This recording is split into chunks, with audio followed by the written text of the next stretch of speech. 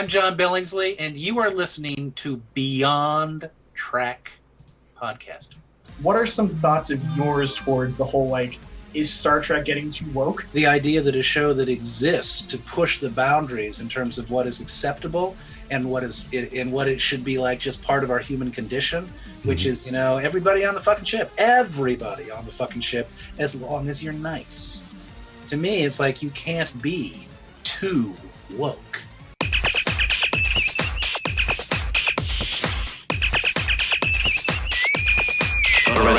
Two Vix, what are you tearing into? Why is our video so choppy? It should not be, but what were you guys just talking about? We're just talking about a DC comic that's a crossover between Star Trek and the Green Lantern. Oh, really? It's pretty cool. The impossible crossovers. It's called the Impossible Crossovers. No, that's just what I'm calling it. It's called the Spectrum War. Oh, gotcha. Well, there's an older one too, though, called Legion of Superheroes, which is a Star Trek Kirk and McCoy and Spock with the League of Heroes. Oh, I need to get back into reading comics. I really haven't read comics much lately. Have you guys? Nope. Not recently. There's a wiki for everything now. So if I ever need to catch up on anything, I just go to the wiki for that character and I'm like, okay, what's new? All right, I am informed. Well, you like being informed. As far as video goes, Dag looks great when I see his stream. Big J, yours looks really low res, 480 sub P kind of thing. It's probably because of my background. I don't think so. It's not just your background. It's you. So for everybody watching, which is me, I see everybody here, and everybody looks clear to me. Yeah? Okay. Yep. Yeah. All right, good. Well, let's do this. I would have to tell you guys Dag, you want to introduce us all first? You're going to have that stuck in my head now. Sorry. There's a Knight Rider thing happening during the day when I'm at work, and I'm just like, oh, Knight Rider, that was so cool. Hey, everybody, welcome to Beyond Trek Podcast. This is your host, Dag. With me in the shop, I've got Renzo and Big J, and we're here to talk to you about this guy right here, Kayshon, with his eyes open. Lower Deck Season 2, Episode 2. Probably one of the fattest episodes, packed with all kinds of references. I don't even want to talk about the beginning. I just want to go straight to that museum. Yeah. No. We'll have our Easter egg sandwich, but we also need to discuss the plot that's going on around it. Yeah. So Kayshon shows up and we get to this museum and there's a lot of stuff at this museum. Dag is ready to jump right in. And may I say before we get going that this episode is what I was waiting for this season. I don't know what episode 1 was all about. I just really didn't care too much for it, and I don't know if it's just because as a character Ransom is kind of two-dimensional, but I just felt that the first episode this season was kind of boring. Really? Am I alone on that? I don't agree. I liked the first episode quite a bit. I love this theme of the first episode of the first season. The first episode of the second season involves Ransom going crazy and almost killing everyone. I hope that continues. I love that kind of theming for things. Next season, something new. Season up, give it to me. I'm here for it. I thought that the build up for last episode was great. Sorry, I missed the review with you guys, but I quite enjoyed that first episode personally. We were missing you, but I can't say that I like this one more than the first. Okay. Wow, that surprises me because I thought this one was much better than the first episode. But so let's get into it. I definitely want to talk about this because we're going to be talking about this first scene probably the whole night. And so let's talk about Sonic Showers. Oh, and real quick, later on before I forget, we're going to let's see. I hope this music doesn't start playing. Okay. Just plug my phone in for our Beyond Trek podcast hotline if we want to have any of our listeners or viewers call in while we're doing our live stream tonight. So let's dive into it. In addition to that, spoiler freaking alert, because we're going to do all things of everything about this episode. If you haven't seen it before, too bad. Here we go. Also expect spoilers for episodes out of TNG, out of Voyager. Yeah, They're going to be pretty spoilers much. for like everything. Yeah, this episode was so packed with resources of any kind that if you haven't watched Star Trek before, you're probably going to get through every season of, or at least one season a piece for everything that's in this episode. It would be hard to even tell you what to have watched because there's so much. There's so much that they put in with some of these references. Yeah. So let's start with the opening. Obviously, we've got this opening where we find out that Jet's joining Beta Shift, and in doing so, it's time to take the showers. They hit the sonic showers. Everything's appropriately blurred, and we get a little rivalry between Jet and Mariner that manifests in changing the temperature or settings of the sonic shower, resulting in everybody leaving, and Jet and Mariner's nose is bleeding. Mm-hmm. You know what that scene reminded me of?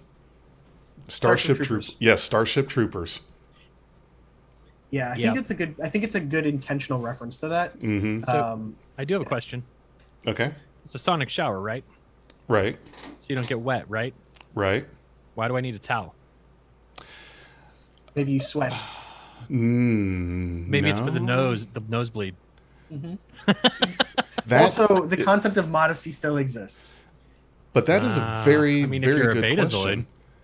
Not if you're Betazoid, that's true. You Or could wear a Delta. robe. You could wear a robe and have the same exact effect because you don't need a towel. They don't get. I didn't bedrooms. even- You think they get robes? No, but All you're right. right. Why would you have a towel for a sonic shower? I still think it's probably like things like sweating, right? Like if it has some sort of degree of like temperature settings that like how you feel it, you're gonna sweat if it's hot, right? So you're gonna sweat so you can wipe yourself off afterwards with a towel. Right. Well, I mean, I take warmish showers, and they're not like I don't sweat.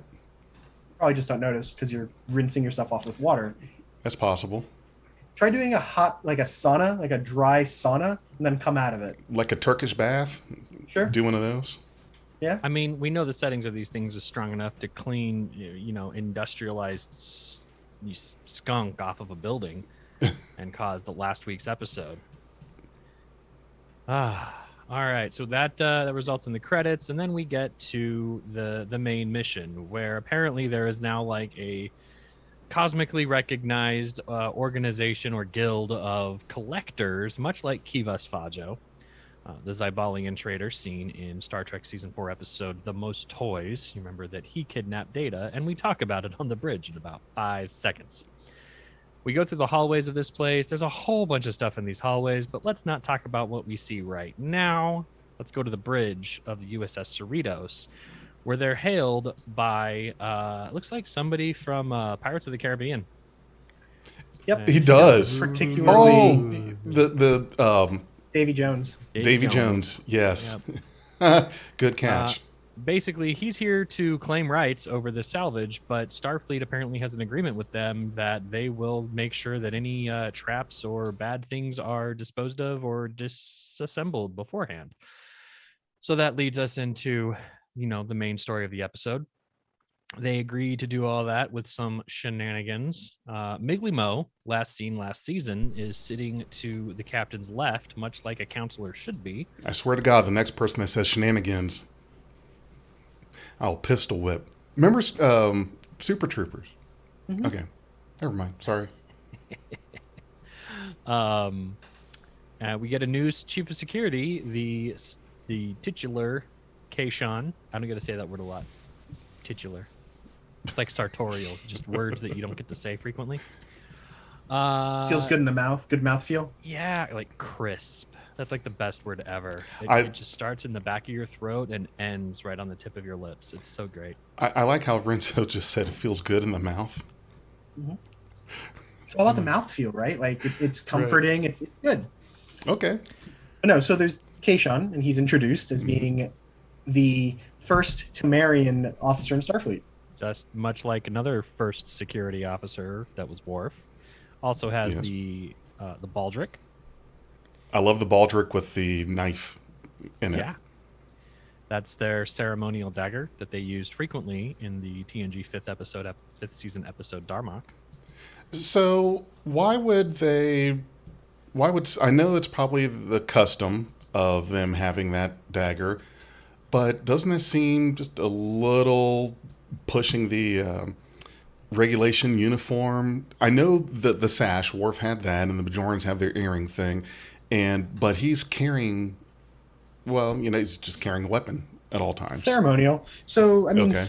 Sikhs in the real world, right, have like daggers that they carry as part of their religion. Right. It has a name, and I'm not going to try and pronounce it because I'll get it wrong. But Sikhs carry a dagger as part of their religion. In the Canadian military, they're allowed to carry it on their person when deployed in combat and when not, because it's just a part of their religious cultural garb.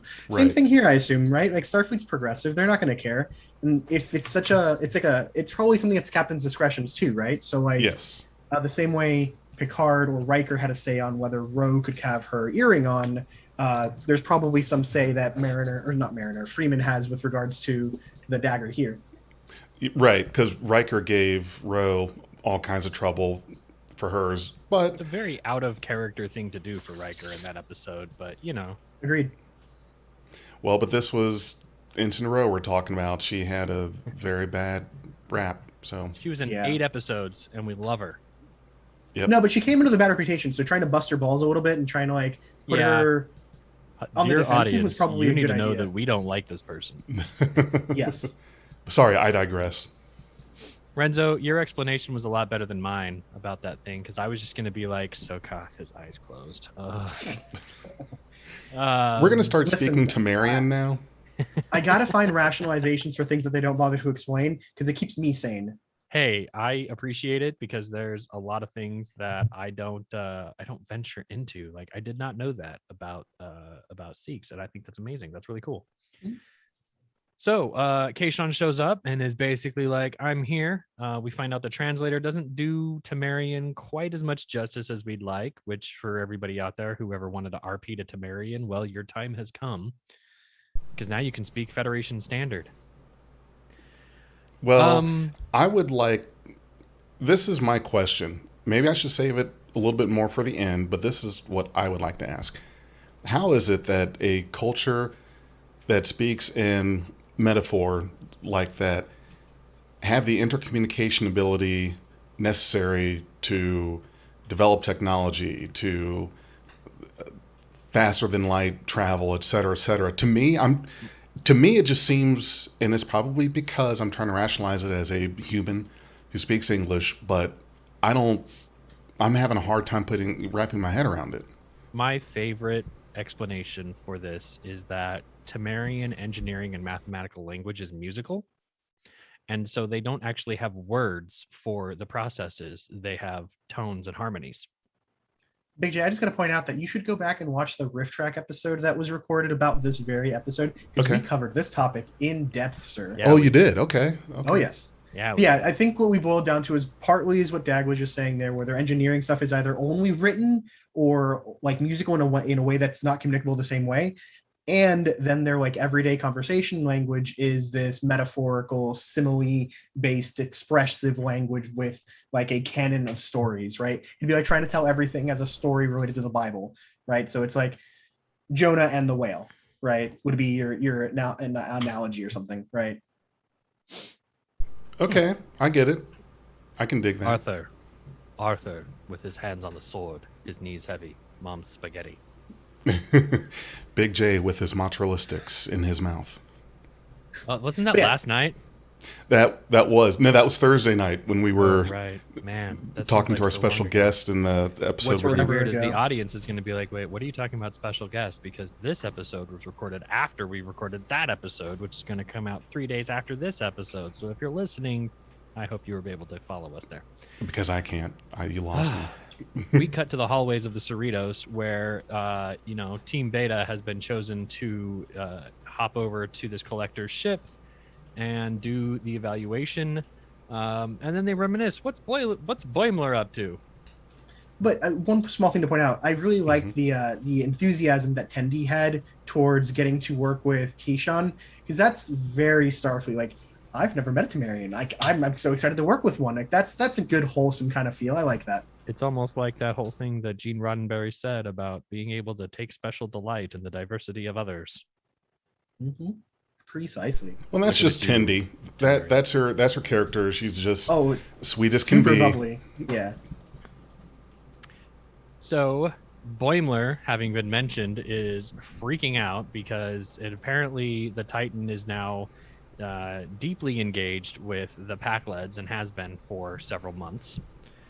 Riker, cool as a cucumber, is just ordering maneuvers, and they kick their ass. And that's it's enough for Boimler to be very, very troubled by all of this. He ends up sitting through a. Do we go to that? Nope, we don't go to that. Now, what do you think? You think the Packlids are going to be the main villain for this season? Are they propping them up as if they were like the I feel like they are Klingons? because they added them to the opening sequence. Oh, that's true. Their addition to the opening sequence is nice. I'm hoping that they kind of like remain like this sort of background menace, the same way the Romulans were early in TNG. You're not like facing up against them. They're not the Dominion. But like if there's something going wrong, you start wondering, is this the Pakleds? Are they doing this kind of thing? So I like that kind of build up more a bit. It's give you more of a slow burn, I think. Yeah. Yeah. Well, and also Boimler does explain at the end of this episode. He does highlight the thing he doesn't like about, it was a really heavily serialized mission arc with a plot twist Complex that kind of warped my characters, brain, which definitely not, I don't think of that as a jab at DS9, and I know we're talking about the end of the episode now, but a lot of people have said like that's a jab at DS9 serialization, and I'm like, no, he's just saying that he prefers episode to episode. Yeah. And that's fine. Very self-referential. I like this. It was meta. I liked it. So discussing the scene itself, though, right? So we get this cool moment where the Titan not just engages, but does this really acrobatic, neat combat maneuver, and then fires on the Pakled. What did we call them? It's not a battleship. There was a name for them. What was it? Harpies. No, the Harpies were the fighters. The battle Harpies were the fighters. Yeah, whatever. The big Pakled ship. I know. I don't remember, unfortunately. Fair enough. Either way, it looked really cool. It was nicely shot, and it shows that the Titan is not just a science ship, as it's been alluded to in beta canon and other works. It's actually straight up a combat ship, or at least it's being treated as such now. So, I like it being a combat ship. Well, it can kick ass as a combat ship. It's a bit smaller. I mean, the size of it to me looks like it's roughly around a Excelsior class size ish. See, and I see it as more of an Akagi class. It's a small little scout ship thing. It gives me a lot of Akira no way, vibes. man. It's probably around the same size as the Akira, if not maybe a little bit bigger, just because of the hull shape. But yeah, it's a substantial ship. It doesn't look small in the slightest. The thing was being chased by 7 or 8 of those Harpies last episode. Remember the little fighters? So I don't know. It looks pretty beefy to me. It does. Yeah. Well, we need to see it next to a capital ship that we have a size 4. So, in any case, Kayshon and Beta Shift arrive at the transporter room, and what we end up with in the transporter room is a little bit of dialogue about the Temerian language and its some of its shortcomings, and they have a little laugh where they sort of align over "It's not no beast at Tanagra." They end up in the collector's area, and Davy Jones, I don't know what his name is. I'm just going to call him Davy Jones. Just go with Davy Jones. Why not? Did they give him a name? I think they might have given him a name. Davy Jones arrives and sort of is just the traditional sort of lacks empathy mercenary handler who's like, you need to get this stuff done ASAP because every second we're here, I'm losing money. But in the very scene where they beam down, there's already so much to break off that list. There's like, before the transporter even finishes manifesting, what we see here is a Mars rover that's either Perseverance or Curiosity. We have a wall in the back that's got Lurpa and other Klingon weapons, and there's a fin coming down from above. And that fin that comes down is the probe from the inner light. So that probe is just chilling in this guy's collection. It's almost like somebody on the inside of Starfleet. Like somebody's just siphoning off the Area 51 of Starfleet. It's cool. Okay, I want to ask you this. How many times did you guys watch this first scene in the museum to see how many things you could pick out from 4 times? Wow. Okay. 4 times. Yeah. So to add a few more though, it's not just a Lirpa and a Batlith and a Mechlith. There's also an Ushan from Enterprise. Yep. And there's the weapon from the Jem'Hadar, the Karad Khan.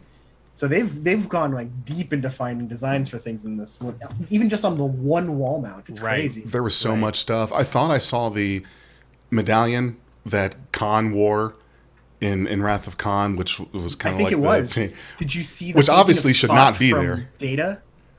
The what from Data? The Data's painting of Spot that would have been destroyed in the Enterprise D. Yes. It's nuts. It's just Easter eggs, right? Like this isn't probably in-universe accuracy kind of stuff. It's probably just like summer fakes and such. He's got Sulu's fencing sword. He's got the sword that was part of the Playmates Worf action figure that came out in 1993. Oh my god, I had that That's toy.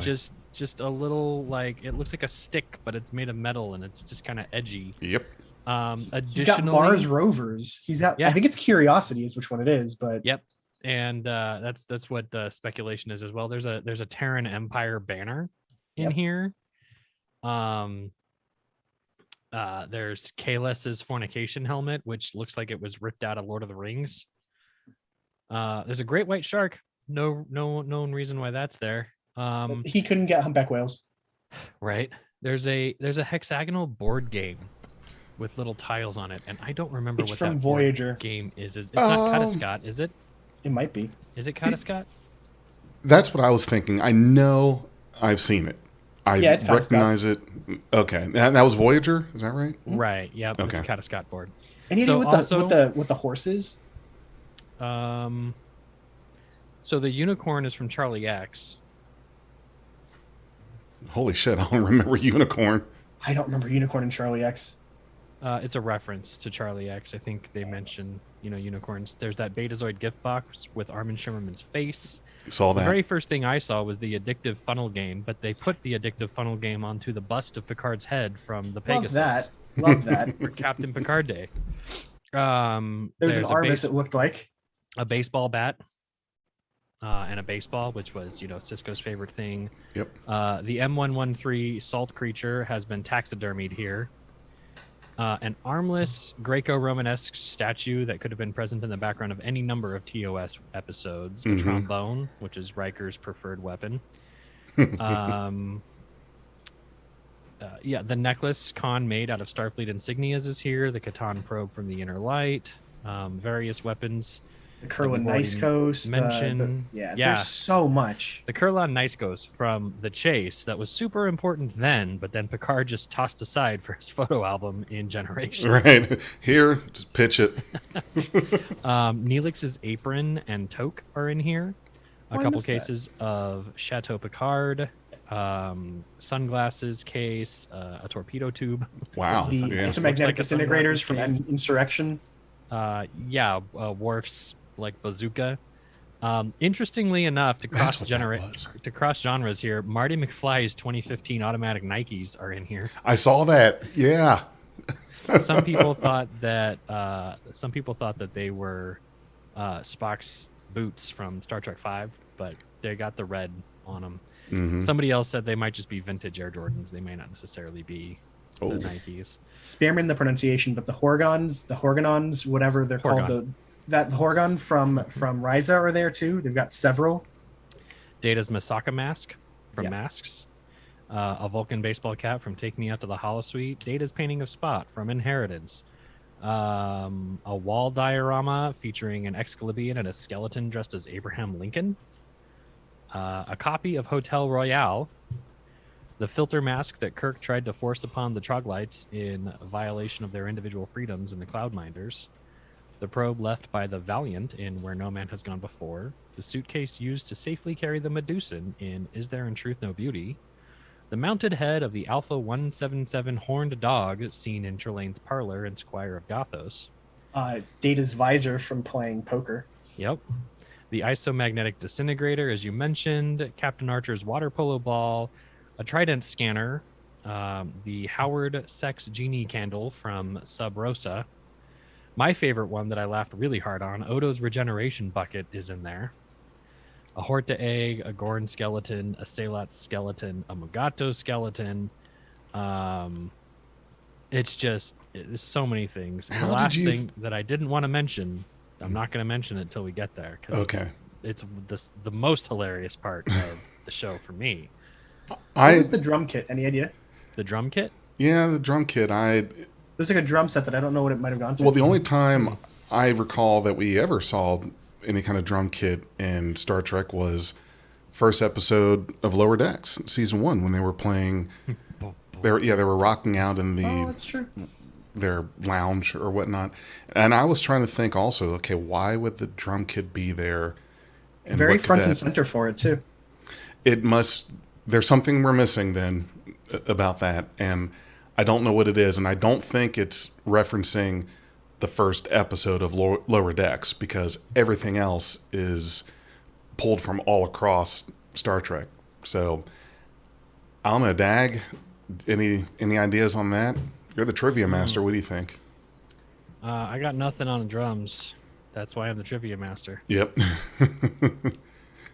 Well, I'm sure we'll think of Somebody it will tell later. us. If you think of it, tell us in the comments. We'll look it up, and I'll go, duh, I should have known that, and that'll be great. That's how it happens.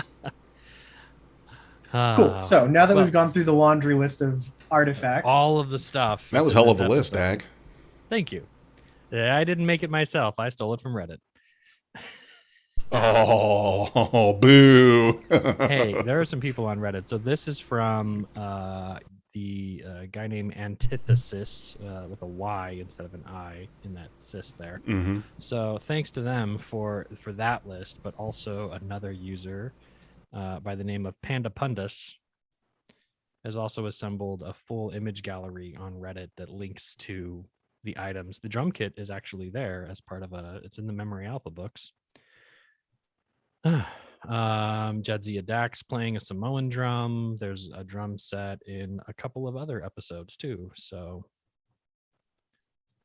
make of that what you will. Probably not any major specific reference, but yeah, they get told that they have a limited amount of time to figure this all out and leave. Meanwhile, back on why did I forget the name? Why is it just right back on Titan? Back on this, Oh, the Titan. I was about to say the Doritos. I'm sorry, the Cerritos. Back on Titan, Riker's having a briefing, and Boimler is just completely outclassed here. Everybody here knows way more about all the things that are happening, and it's really showing, Boimler may have earned this position, but he is going to be, fighting to catch up with these officers that are here. Well, he's a fish out of water. A little bit. he's a junior grade like lieutenant, right? He's comparing himself to like a commander, Commanders and a lieutenants, captain. and such, Yeah. Mhm. right? Like it is natural to be struggling to keep up with these people. He's got 2 to 3 years to catch up all the way. In any case, Riker plans a sly assault where a team's going to go down to take out this mining institution that the Packlets have stolen. On Carzil 4. Mm-hmm. And Boimler's very much like, and I'm going to write all these things down. And Riker's like, you don't have to write that down. And he's like, I don't have to write that down. Boimler trying a little too hard. I did like the design for the crew that we're seeing from the Titan. Every scene that we've seen with the Titan shows like basically different officers, which is nice because Yes. it shows you that the size of the crew a bit. Though this, I don't know if she's the XO, but she's at least a commander on the ship. I don't know what alien she is, but she looks awesome. Whatever the blue turquoise Yeah. chick is. I think her alien race, they call her as a Mystique. A Mystique. Interesting. I think so. Is that any kind of reference from X-Men? Might be. Don't think so, but I'm going to Okay. look it up. Well, this is what I was hoping out of the crew of the Titan. Have any of you guys ever read the book, The Typhon Pact? Older books for Star Trek, and the Titan was featured in some of the stories. And there was, let's see, Tuvok was he the first officer, or he was chief of security? Officer. Right. I was really hoping that they would pull from the books and have Tuvok on there, but they're treating us pretty well right now, so I won't complain about that yet. But it would be good if he did make an appearance. Yeah, I agree. So some of the crew members from that ship are people that are really cool. It's not just Tuvok. It's also Ronald Carew, who is the ex-husband of Lieutenant Hawk, who died in First Contact. There's Christine Vale, his XO, etc. There's like a whole crew that's on the Titan, and they all have good history and background in the novels. Well, so it'd be cool to see them brought into the show, but I'm not expecting it. Apparently, according to Memory Alpha, she's not officially named, nor is her species officially called out. But she is the first officer. Okay. All right. Cool. The name of the alien, the Collectors Guild alien, by the way, is Siggy. Oh, Siggy. Okay, that's easy. Mm-hmm. So they're going through documenting all of these things and having a nice chat with Siggy when they are moving what appears to be a torpedo casing. And when they set it down, it sets off an alarm. Why would moving around a torpedo casing be significant, Dag? Like, I don't know. That's just the last thing they did. They put down this torpedo casing, and it. Why would somebody collect a random torpedo casing? Like, what could it be a reminder, a hint to, or an Easter egg of, Dag? Exactly. You have an answer, don't you? Yeah. It's supposed to be a reference to Star Trek 3, obviously, but. Do you really think it's a reference to Star Trek 3? I thought that was like Ira Graves or something. If it's going to be... Well, if it's fan service Easter eggs, it's got to be Star Trek 3. Yeah, so that's what I'm thinking. What if it's Jadzia's torpedo, dude? Too soon. Too soon. Come on. Jadzia's death is closer to Spock's death than she is to us. Oh, sure. Okay, yeah. We'll have to go with you on that one. We're old! Jesus, yeah. So it was pretty cool seeing them just like put it down and then suddenly everything goes to shit. Yeah, in true Star Trek fashion, the shit hits the fan and off to the races for the episode. The picture animates in a sort of what appears to be maybe a holographic style, and the Zybalian featured tells them that he's going to add everybody to his collection. That's always kind of fun, ain't it? Mm-hmm. Mm-hmm.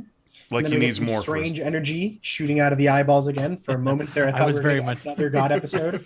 I was like, they're not going to do that again. Yeah, but the strange energy lances across the room, strikes our new Lieutenant Kayshon, and it cracks him up in lots of places. I was cringing, it hurt, and then he falls to the floor as a hand puppet, and I'm like, okay, well, that's new. Wow. And Siggy's first response is, do you have any idea how much that's going to be? It's going to be so valuable. Yeah, that is the last thing I ever expected to see happen in a Star Trek episode, is for an officer to get turned into a puppet. So I watch a lot of my Lower Decks episodes with a buddy of mine who has seen a smattering of Star Trek here and there, but he has not seen like the full canon of it. Right. He enjoys Lower Decks a ton, right? But he always asks me questions like, okay, now how often does that happen in Star Trek? Has that ever happened before? I know the show's a lot of, is that from Star Trek somewhere? And I'm like, yep. No, nobody's ever become a doll before in Star Trek that I can think of. You sure? I am certain it has, as far as I know, it has never happened before in Star Trek when he gets turned into a doll. So as far as I know, that's a first, and it's pretty funny. He's adorable too as a little doll. He is. I thought it was hilarious, and it's really funny. Whenever he gets thrown as a doll, someone catches him. You hear that little squeak that a doll toy makes. Yeah, somebody with a bunch of dog toys. I'm familiar with the squeaks. That sound right there. Yeah. They get chased by probes firing lasers. There's even one scene where a whole bunch of snaky things pop out of a case. I don't know what those snake things are. Those, I don't think that was supposed to be anything but just a monster. Yeah, those things were very weird. the swords that were firmly attached to yonder wall are now flying across the room at them. They attack the Greco-Roman statue.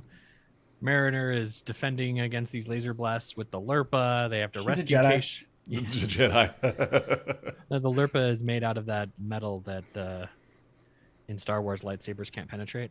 Vibranium? No. No, it's Beskar. Yeah, Beskar steals one of them. Beskar is Yeah, one yeah. of them, but there's another one too. Oh, there's another one besides Beskar? There's a bunch. There's a bunch. Cordite, Yeah. Cordite, Oh. something like that. Anyway, they have to rescue Kayshon from a case falling onto him, and that smashes on down. And we end up a little bit with Mariner and Jet having to face their leadership strategies, as Mariner's very much like, we have to get to the engine core and shut this thing down, and Jet's very much like, no, safety first. We have to get to the escape pods and evacuate. They end up going with that plan, trying to get to the escape pods. After voting. Yeah. After voting, Tendi and Rutherford side with Jet, to Mariner's dismay. I like their dynamic between their leadership styles. That's good to see, because you've got a person that's very much the offense and aggressive, going hard in the paint. That's Mariner. Then you have another person that's more of a let's pull back and do some defense and do it safe. I thought that was a great dynamic that they had between the two of them that we got to see in this episode. Yeah, it's the same dynamic we see between Mariner and Boimler throughout the first season too, right? Like, one of them is very conservative, the other one is very aggressive. You're right. Yes. And I think Jet actually does the role better than Boimler, because Jet is far more self-confident than Boimler ever has been. Right. So it was good to see somebody checking Mariner. We flash on over to a shuttlecraft that's leaving the Titan, bound for the city, where the infiltration crew, featuring Boimler, are dressed up like miners, and they are discussing the Enterprise D and talking about how Riker must love it so much more on the Titan, where there's all this action to have, because the Enterprise D was just exploration and With quartet. 5 5 daycares. daycares. Yeah. music. You can have a jazz quartet today. Can I just again say in protest that the whole having children and families on a ship like that is just, I think it's risky. I get what they were going for in the show, but practically speaking, I don't know. But The Enterprise D spent most of its time doing diplomatic nursemaid runs, right? Yep. Safe runs from Federation place to Federation place. It's perfectly fine to have your family there. when they didn't, I mean, yeah, and it's equally dangerous on like a planet too in Star Trek, right? Like an asteroid comes out of nowhere and wipes you out. So like, true. probably safer on the Enterprise. Probably. The whole "it's safer to fly" concept. Until Lursa Yeah. and Bator discovered Geordi's, visor has, and the shields have a frequency of 257 Mach 4, Yeah. and you get yourself blown up. Don't get me started on that whole. Just okay. Mutate the shield frequencies, Riker. Yeah. Still, it was anything that they changed, they would see through the same visor. How about So- fire all the freaking phasers and torpedoes they had on that thing? The Galaxy class had basically a 360 Let's save degree. this for our generation Okay. review. All right. Yep. You're right. You got to get me off this tangent, otherwise we'll There be here you all go, night. everybody. Yep. That's our teaser for the Generations review. That may happen. So it's good to see the crews or the different views of the crews, right? Like the Titans crew is definitely battle hardened, so they are of a different opinion on things to poor Boimler, who's there just kind of miserable, like in this whole environment, Yeah. which was cool. And then we cut over to Freeman on the Well, bridge of the Cerritos. You Or no, want to know do you have something more? else that I'm noticing between the shots of the Titan and the shots of the and maybe it's just, I don't know, maybe it's just the way things are lit, but the Titan has much more dramatic lighting for its characters than Yeah, it's lit like Discovery is. or DS9. Yeah. On the bridge of the Cerritos, Captain Freeman is going a little nuts. She really wants to micromanage this mission, but she's been told that she micromanages and she's not going to get a promotion if she keeps doing that. She Meanwhile, doesn't like hearing that. Ransom is going, you would have asked for a 4th status update right now. And she's like, nope, not going to do this. Kayshon's more than capable. He's fine. slide on over to the Hold collector's on. abode. The scene where she goes, I have never been a micromanager, and every single officer on the bridge like looks the opposite direction at the same time. Yep. Perfect, because we've all been there with that kind of boss. We've all had that boss who's like, I would never meddle in my subordinates' things, and you're like, Oh. sure. Hmm. So that was a good scene. Yeah, that really was nice. Well, what else are you going to do besides? I'm saying micromanage is not a good thing, but this is a thought that hits me all the time about Star Trek. Is there is a lot of time where there's nothing going on. You're sitting on the bridge. What do you do during your 8-hour shift when you're flying somewhere? You can't surf the internet. There's no solitaire going on. So your captain is probably looking for something to do, and that's why she comes off as micromanaging. I'm sure that they have so much to do during every 8-hour shift. Maybe they're writing reports or coming up with logs that they're working on for other things. I don't think they have a bored moment, really. At least maybe those overnight shifts, like the ones that where Harry Kim is playing his Clarinet? no, not clarinet. Yeah, his clarinet, maybe. But most shifts, I don't think are going to be very boring. Well, yeah. That's another tangent I don't want to get on. Okay. I'm full of tangents tonight. I don't know why. There's definitely all kinds of regular operations that have to be maintained. Right. Like we know that these people end up writing long ass reports about all these medical emergencies that they have, but we never see them sitting there really doing the research and writing the logs. So they've got to write them sometime. If we're going to segue, let's talk about operations and only operations. But like the ops officer has a ton to do. It's the operations officer to make sure that all requisitions are collected from all department heads across the ship on a regular basis to make sure ship supplies are resupplied regularly. Or the XO. He's constantly doing performance reviews of every member of crew under him and receiving those from all those under him. So it's Right. crazy how much work Right. Riker would have to do. Now, in order for that operations officer to do their job, they have to coordinate with all of the department heads, and in some cases, they have to go as far down as section chiefs. Those section chiefs have to make sure everything in their section under their purview is accounted for. Anything that's not accounted for has to be explained, and any extra supplies that they need over the supply limit that they got the last time has to be explained. So this operations officer is basically like the tax guy running around the ship, making sure everybody is aligned before And they Data take. was so perfect for it. Yes. Right. Yeah, he was. Then they take that report to the XO, and then the XO gets to look over it, hand back some revisions, and then the operations officer has to go back to all those people and get those revisions handed back to the XO in a certain amount of time. Once the XO signs off on that report, the XO and the captain have a meeting, and they talk about all those things, and that's really freaking boring. Yeah. And if the captain has any revisions, he hands it back to the XO, who hands it back to who? The Ops operations. officer again. Yep. Who has to go and do this every freaking month. So everybody's got to be on the up and up all the time. And that's just operations. We're not even talking about helm engineering, science. All of that stuff has to be tracked and maintained and tested. So if the D had 3 shifts, right? Let's say you've got 3 8-hour shifts going on concurrently, right? Some of that time is going to have overlap because they're going to have like transition times between shift A to B and then B to C and C to A. Cool. That makes sense. So there'll be higher staff. And you've also going to have some time during your day where you're just going to go do paperwork, essentially. It's your logs, all your staffing things. Then you've got your personal time, and then you've got sleep. So these people have very busy days. This isn't going to be like I'm going to sit on the bridge and like play solitaire. It's more of like oh shit, we're not under attack. Oh shit, there's nothing wrong. Let me get ahead on this other thing that I have to turn into my chief before I have to do it, and then I can sleep longer. Security is running security drills, making sure all the weapons on the ship are tested and accounted for. Have to make or sure inventing new weapons like Malcolm loved to do. Well, yeah, but that's also overlap with the science lab. Yeah. And they have to requisition energy supplies and materials for and time on devices, like time on the deflector dish for experiments. Good and such. point.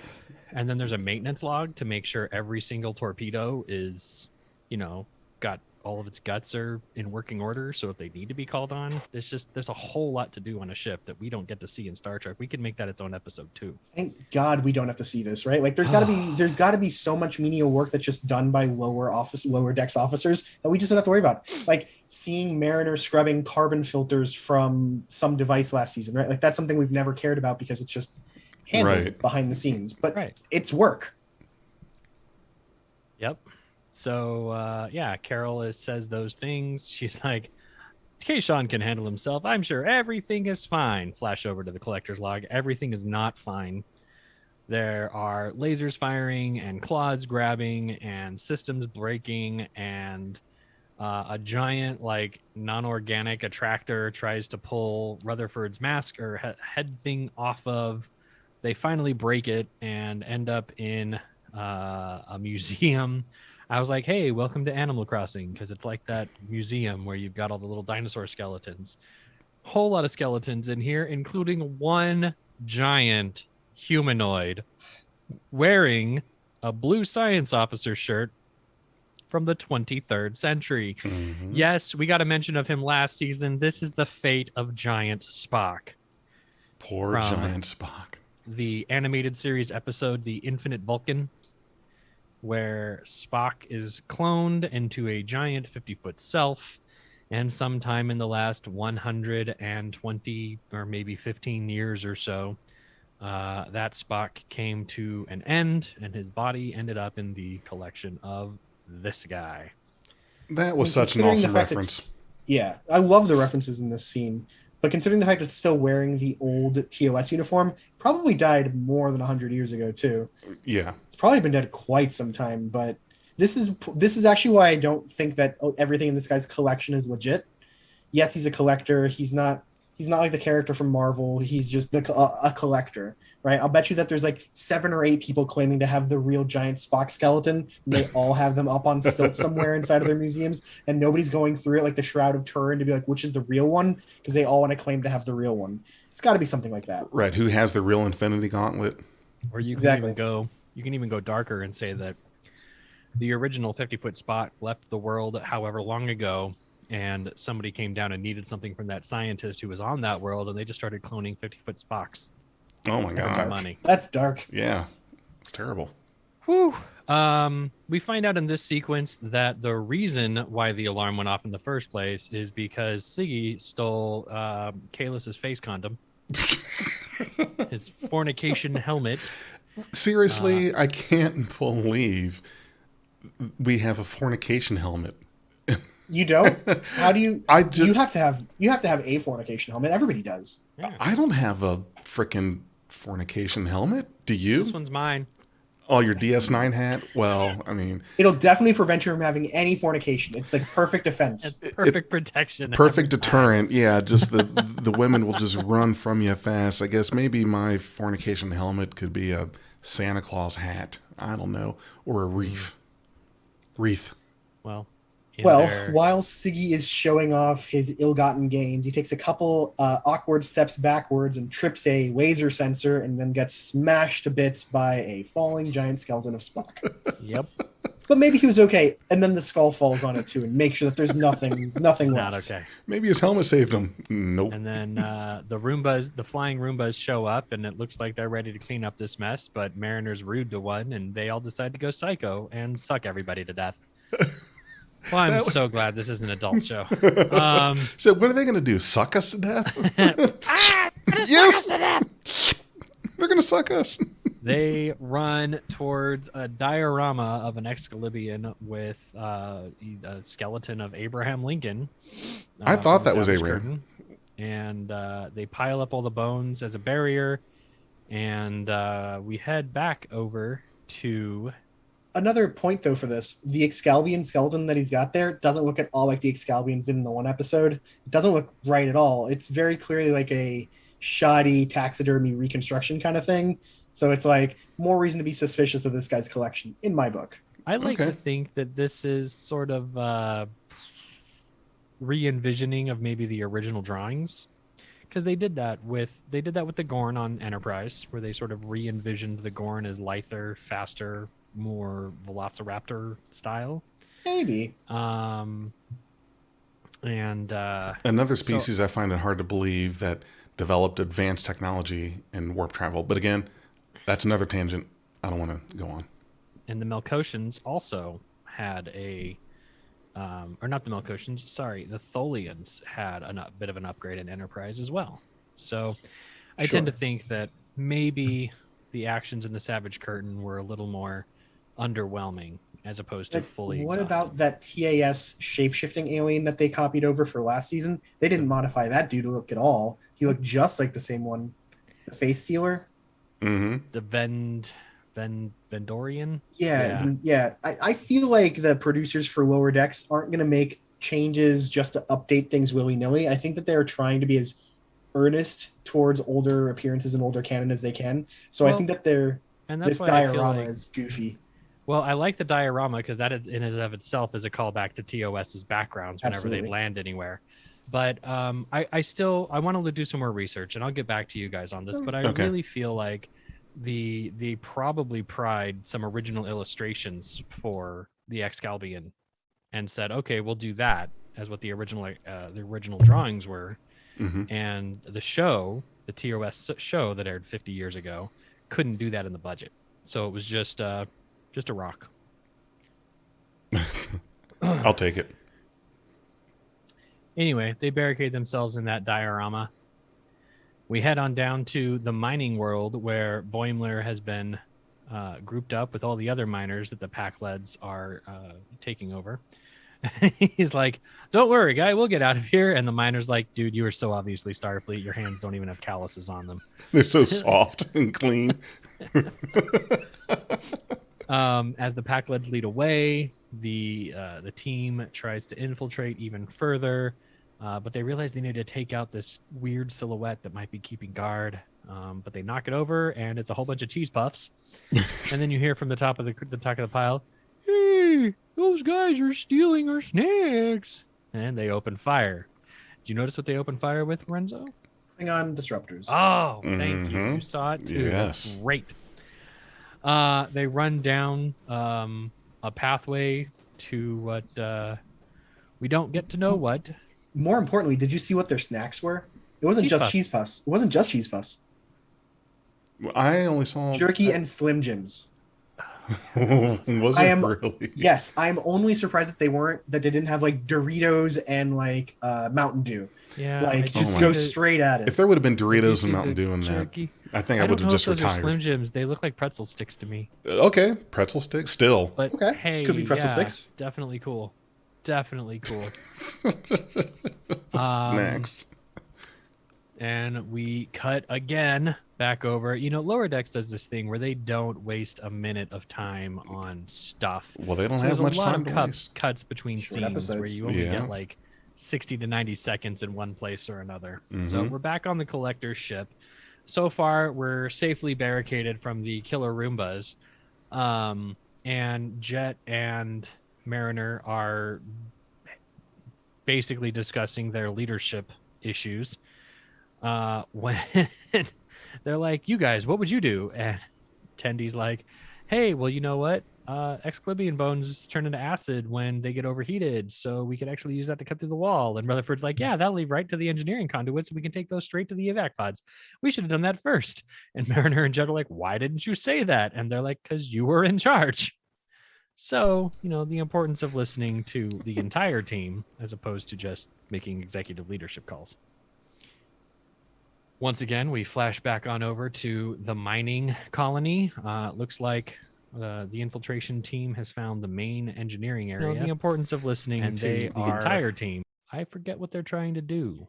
They're trying to escape at this point. They've been caught, so they're just calling. They get called by Riker, who's just arrived into the system, and it's like, what's going on? And they can't beam up because there's like an ion disruption something. There's always a disruption field. Every time I think of ion anything, I'm like, Mirror Universe. Mirror Universe. We're going to go into the Mirror Universe. Well, this one had a fun ending for that. Oh, yeah. Don't spoil that one yet. That's going to be a good one. So we end up having to fight the Pack-Leds while Boimler is confused. He's like, no, I really like what they did on the Enterprise D, and I totally want to be in a string quartet. And then he the would be. whole infiltration team is very much like, thanks, Boimler, for reminding us what it means to be in Starfleet. I wanted to join to study Moss. And the other guy just wanted to be transported around a lot. Beaming. He liked beaming. He just wanted to be transporter chief, like the best Starfleet officer in Starfleet. What's his name? Miles O'Brien. Oh, is that his name?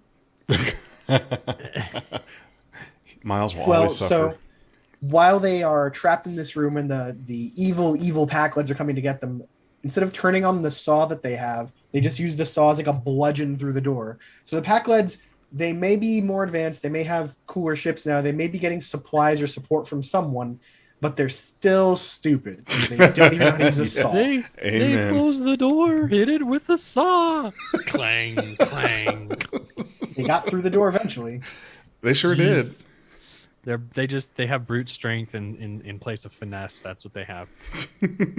So flash on again back to the collector's place where Rutherford and Tag. You skipped a bit though. That discussion about like why they joined Starfleet is what inspires Boimler to go do something, right? The whole, yeah, didn't you know that Riker did this and then he got a clone made out of him and then he did this and then he runs off to go play with the computer. That is true.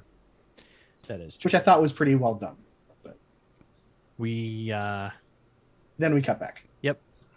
Rutherford and Tendi do what they need to do with the Excalbian bones and cut on into the engineering conduits right away. We take Lieutenant Kayshon onto a evac pod. Captain Freeman is pacing on the bridge and she's like, I'm sure everything is fine. When Barnes is like, Captain, 2 evacuation pods are coming from the collector's ship. What happened? Where's Lieutenant Kayshon? This is what happened when I don't take status reports.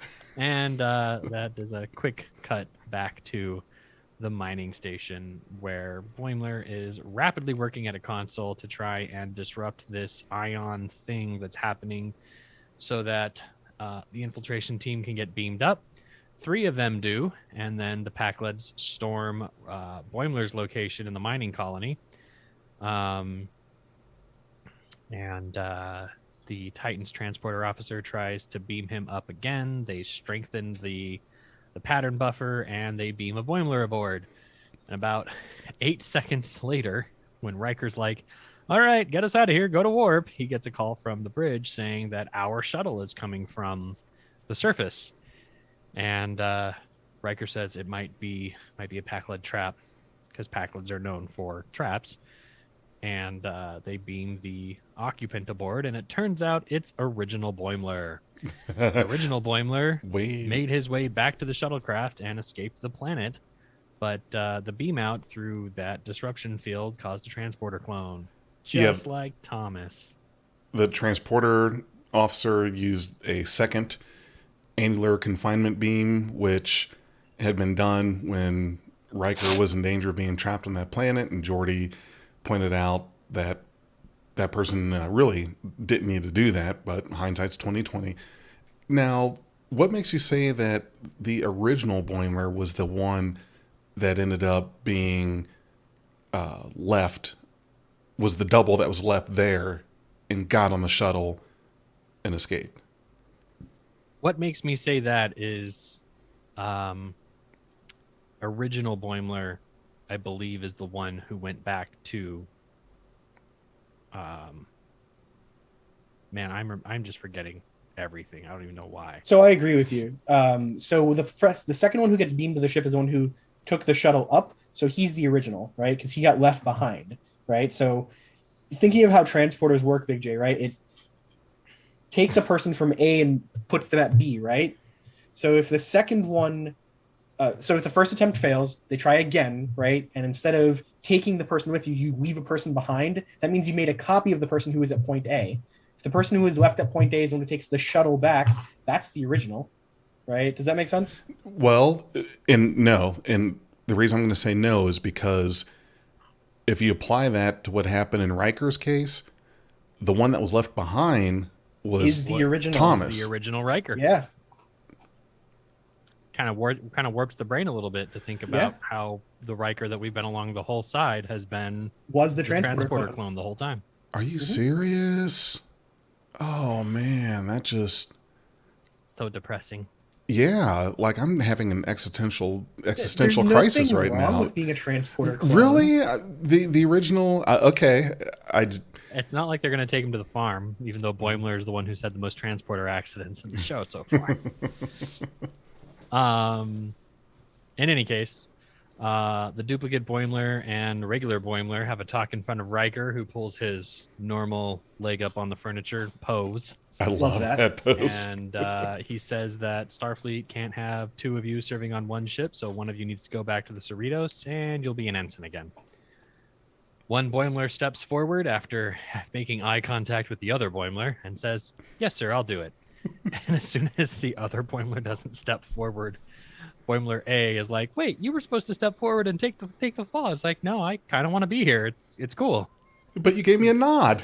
I It's don't just know. a transporter clone thing.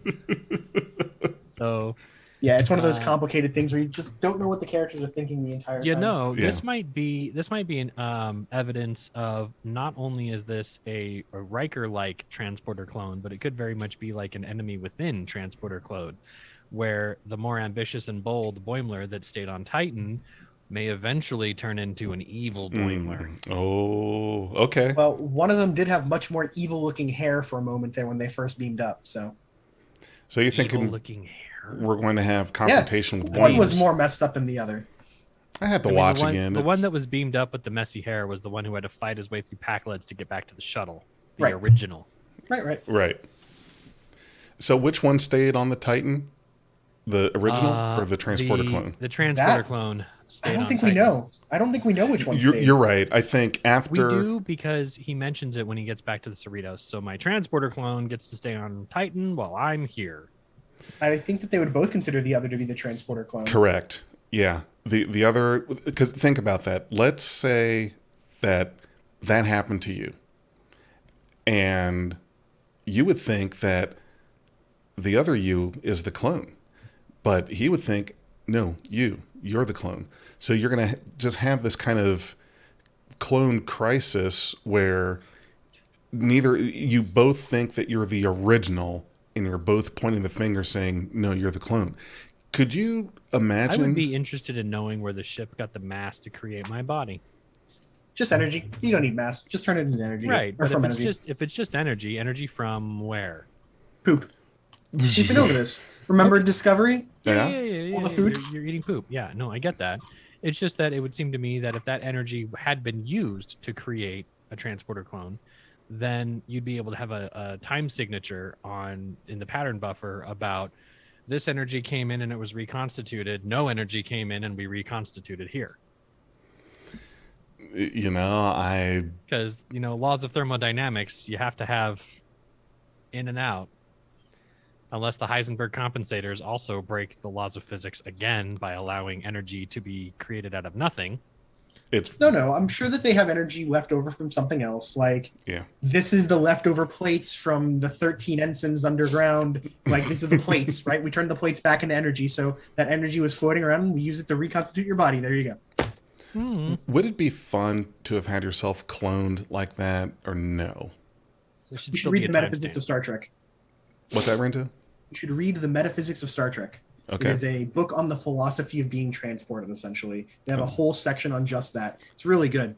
Oh, that sounds good. All right. There was a book that came out in the 70s called Spock Must Die because there was a transporter clone that was created. Wow. Yeah. I just think I would be freaked out if I was cloned. Really, I wouldn't know what the hell to do. You can always, play chess with yourself, see who wins. The one who wins is the one who gets to live. I'm thinking something more practical, like we both get a different job and just pull our resources together in one big bank account. Yeah. The IRS might object to this. IRS has nothing on the books for sudden clone. So hey, What's the IRS gonna do? I have this. I am me. Right. I'm Use paying my card to get another taxes. Job. The IRS might be like, "How are you working 2 full-time jobs?" And I'll be like, "Cause." Because I have to do that to live. Speaking of transporter weirdness, hi Tuvix. Yeah, Tuvix is demanding attention at the moment. There's your doggy again. If you're listening to this, you should check out the VOD at this time because you get to see an adorable dog. I like Trying your to dog. climb up me.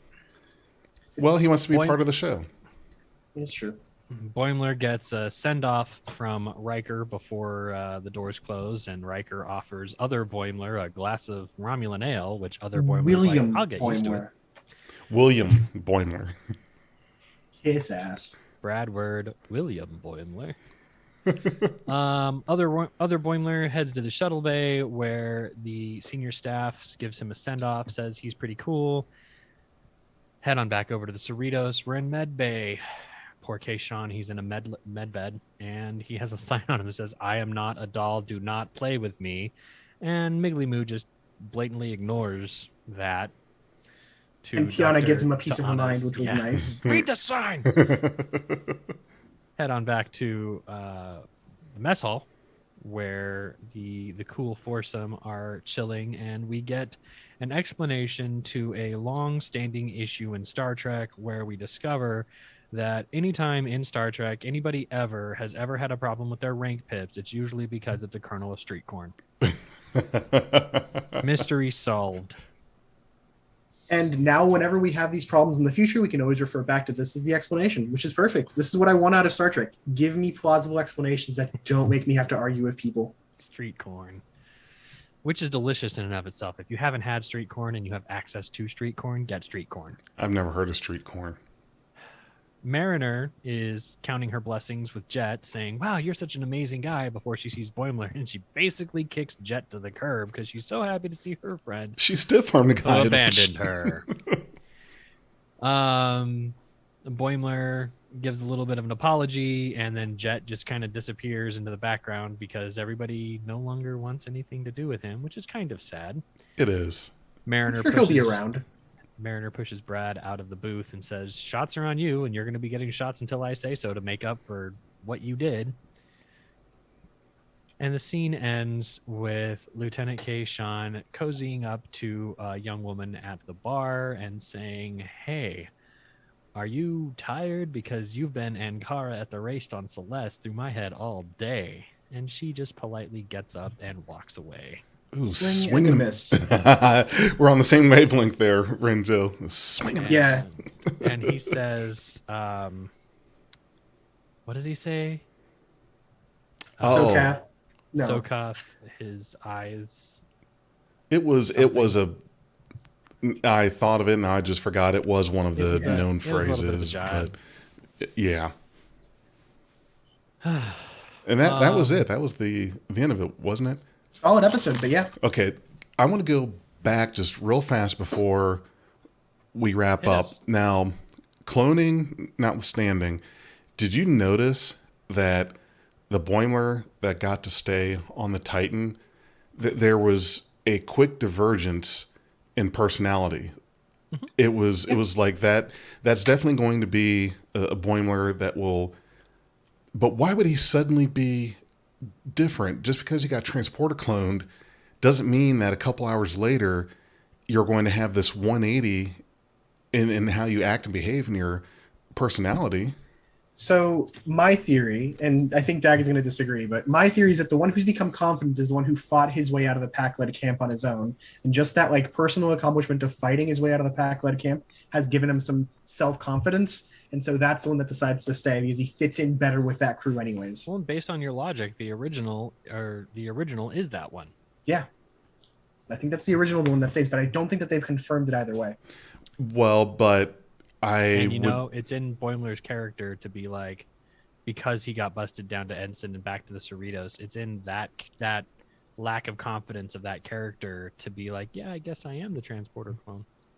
I would be surprised if the original is left on the Titan and the show is going to be showcasing the Boimler that is the clone that got. And then who was it that laughed at him about getting transporter cloned?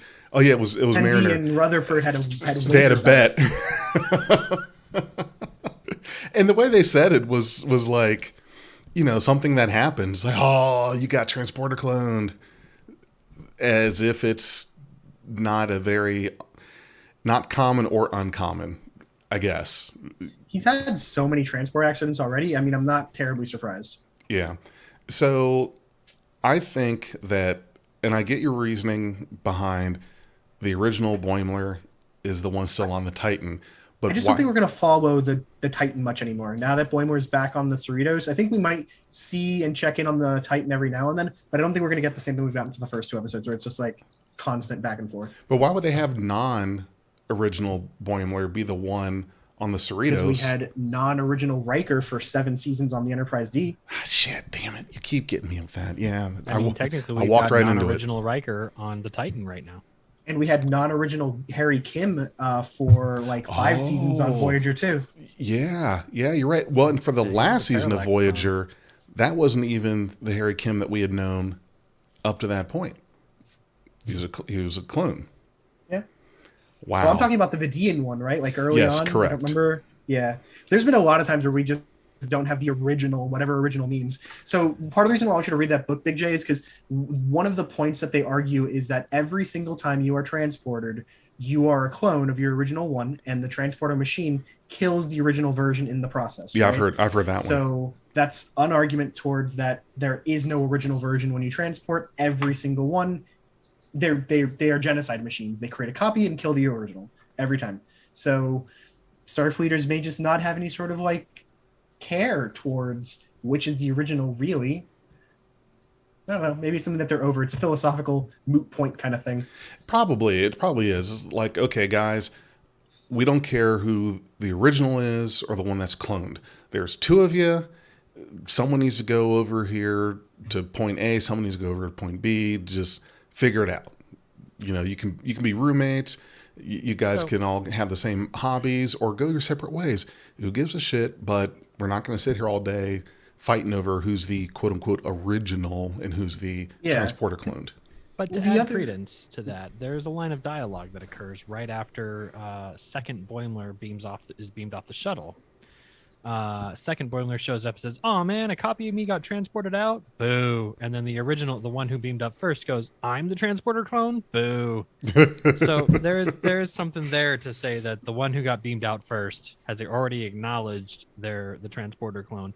And Renzo, I really like your theory that the one who had to fight his way out, you know, are we going to see the flashback to that and how much more like Mariner he had to be in order to do that and all that learning that he got in the first season? Though your theory that it might be an enemy mine situation where the other clone kind of slowly becomes like a megalomaniac is interesting too, right? Like imagine if later in the season we get like a Enemy Within. Enemy Within, you're right. Enemy Mine is a 1986 movie starring two really cool people that we probably both like. Dennis Quaid and Louis Gossett Jr. Mm-hmm. Okay. Point was it's the evil Kirk version, yes. right? Right. So it's that approach. It's that approach towards this. So it may be that Titan version of Boimler, William Boimler, will take over the Titan and attack the Cerritos, and that's like our season finale where they realize that kind of thing, right? Like that could totally happen. Wait, hold on. There was a scene in the trailers that showed Boimler assimilated. No spoilers. I didn't watch the trailer. You know me, I don't watch trailers. Don't do that. Come on, Dag. Dag on it, Dag. You know, but I'm pretty sure this isn't an Enemy Within issue because neither Boimler had an overdose of eyeliner like Evil Kirk. No goatees either, so they're definitely not Mirror Universe copies either. That's definitely true. And the purple is still the same shade of hair, so we're good there. Yeah, neither of them seem to be affected by the bright lights all over the Cerritos, so also good. Lower Deck Season 2 is continuing its trend of packing in an hour of a show with no fat into 24 minutes. The dialogue is always spot on. It's the epitome of Chekhov's gun. Everything has some semblance of meaning in an episode that's pointed out like this. So if you guys, I'm not sure if you guys can see it, but I just put up our Beyond Track hotline. Would love to get a call from anyone in our audience who wants to weigh in on the whole transporter clone thing or just transporter accidents in general, or who you think the original Boimler is and which one was the one cloned. So the number here is 513-279-2344. Would love to hear your thoughts on just the episode in general, and talk about maybe even our philosophical debate. that we're having now. So that's 513-279-2344. I love giving this pop quiz. What is the significance of 2344? Anyone? Bueller? It was the year that the Enterprise C was destroyed and its crew captured. And it was also, wasn't it, Dag, I think you told me it was, someone was born that year also, because when I asked you this. After. Right. Worf was born in 2345. Yep. Well, I know one thing's for sure. I would not want to be transporter cloned.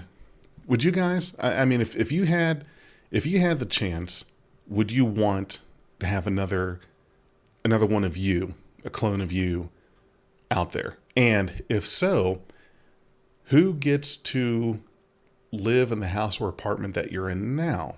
Because as far as both of you are concerned, it's yours. So how does that get sorted out?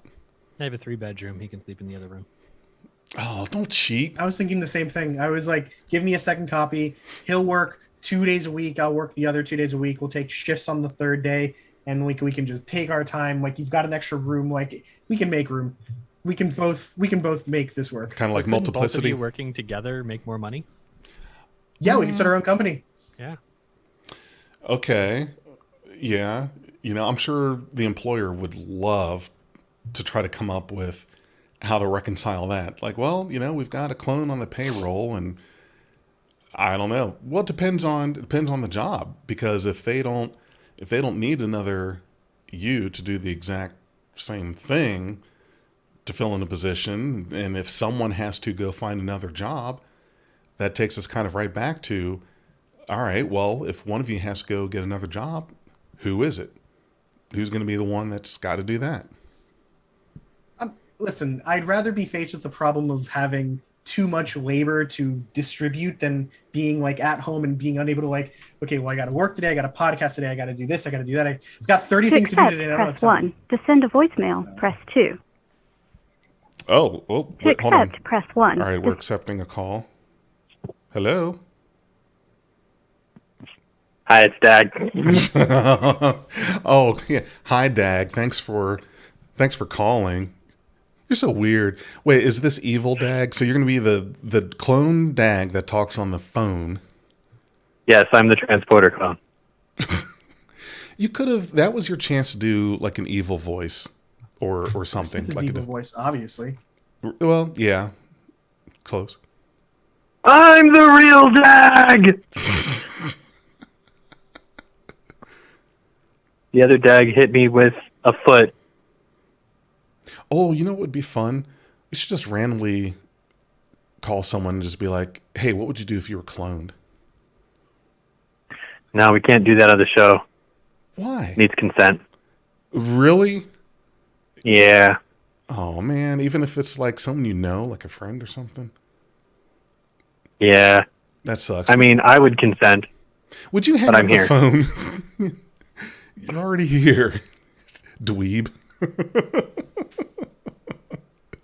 Yeah, the problem is that if we were all in like Virginia, we could call anybody in Virginia and be like, "Hey, what do you think of X?" Because Virginia is a single party consent state for recordings.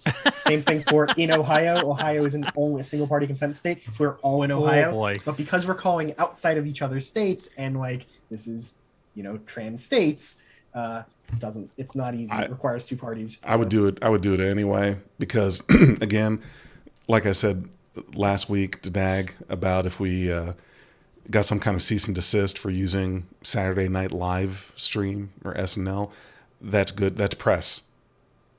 Good press, bad press. Gets your name out there. So yeah. Far be it for me to go into the philosophy of ethics or anything like that, but just because a state is single party consent doesn't mean I'm comfortable recording people anyway. Fair. Well, but if you tell them that they're being recorded as soon as you call them. Yeah, sure. Be like, "Hey, Mom, you're on the show now." Right. How That's you all. doing? That's all you got to do. I mean, you don't have to fax any forms over and be like, "Hey."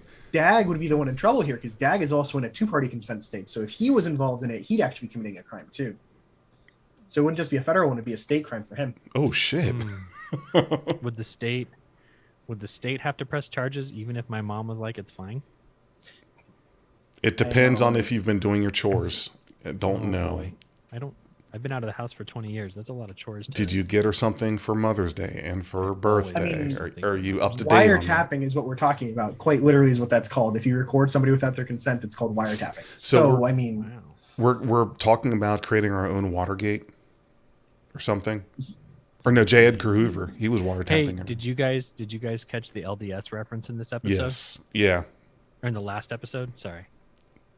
When Tendi is chasing Rutherford through the streets and he's like, or they're through the ship and she's like, you have SMD. And he's running through and he's like, I don't care if I have LDS. And she's like, SMD. Yeah. You get that, yeah. that LDS reference from Star Trek 4? I caught that one. Well, if you guys, it doesn't look like we're going to get any takers this time around on a discussion, talk about the show, but that's How many people okay. do you see in the chat? You know, I do not see that. 2. Okay, we've got 2 that stayed with us. Well, I'm you know, one of them. Renzo's the other. You guys are chewing up bandwidth by having YouTube going while.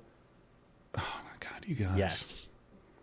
I mean, somebody's going to monitor the That's chat just good. in case. Yeah, that's exactly what I'm here. Okay, I guess. Right. We're adorable. Sorry, my IT brain is just like, yeah.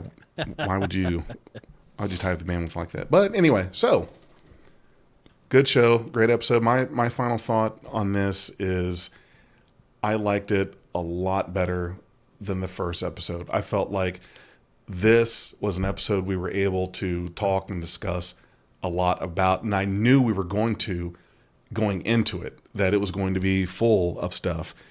Before talking about the first episode, I had a feeling, I knew going in that, you know, this just was not that good of an episode. I don't think it's going to be a long discussion. It was just sort of, you know, but I mean, we could have gone It's my way more fault. into detail about those ships at the beginning that Mariner was breaking through. yeah, it's This is all Renzo's my fault. I should have been there last week. I'm sorry. I had a birthday. My birthday. What can I tell you? Renzo. Can't you schedule I'm your sorry. birthday parties around? I mean, come on. You know, I'll do my best. Next year around, I'll try and schedule my birthday for not my birthday, so it'll be fine that way. But Well- no, I actually really would have spent quite a bit of time just going through that like opening scene. I thought that opening scene was incredibly well done. I thought that the ships that they decided to pull out of Beta Cannon were great. I thought that those not Hidekis looked really cool. Like, I could have given it some fluff there. I would have beefed up the outfit. You know what we should have done? We should have called you for a little bit during the. Damn, missed opportunity. Oh well. Well, Dag, what do you think of this one? I really like this episode just because I was talking about it earlier.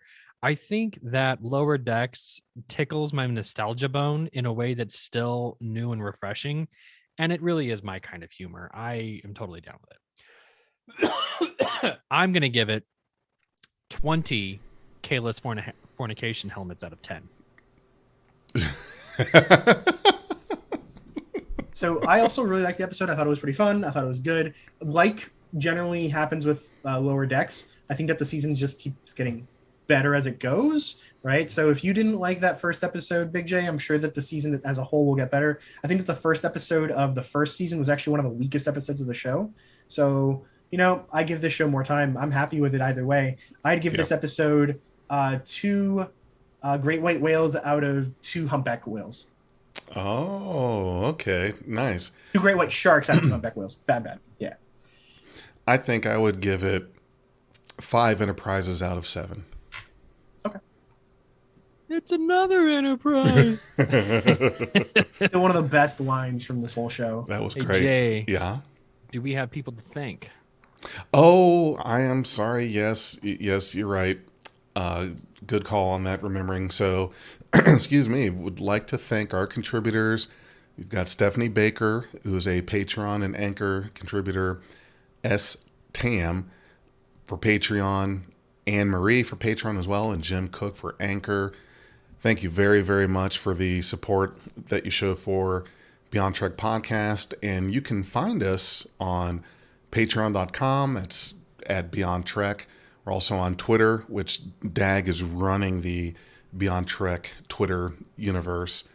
Facebook.com/Beyond Trek Podcast, and Instagram.com/Beyond Trek Podcast. So all you have to do is go on the internet, go on Google, and put in those 3 words, Beyond Trek Podcast, and you'll see us all over the place, basically. You can also find our handles right here in the video chat.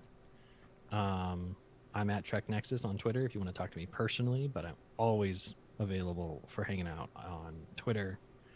And we're really glad to have you with us. Thanks so much for being a part of our audience. And thank you for coming to episode 2 of Saturday Night Live Stream. Sue us.